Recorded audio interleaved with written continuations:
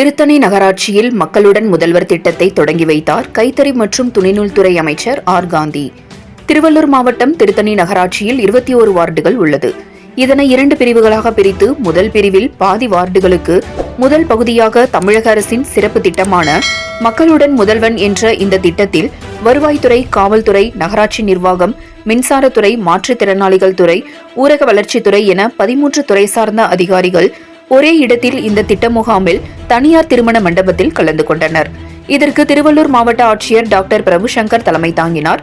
இந்த முகாமினை கைத்தறி மற்றும் துணிநூல் துறை அமைச்சர் ஆர் காந்தி தொடங்கி வைத்தார். இதனைத் தொடர்ந்து பயனாளிகளுக்கு வழங்கப்பட்டு வரும் சேவைகள் குறித்து அதிகாரிகளிடத்தில் கேட்டறிந்தார். இந்த முகாமில் நடத்தப்படும் மருத்துவ முகாம் குறித்தும் அமைச்சர் பார்வையிட்டார்.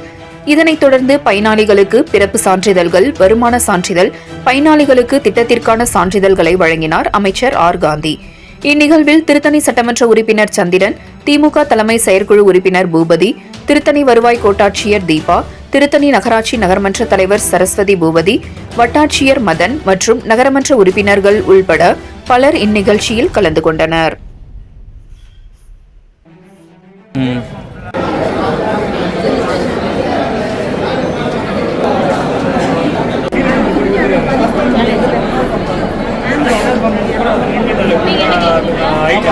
அவர் வாங்கினாங்க.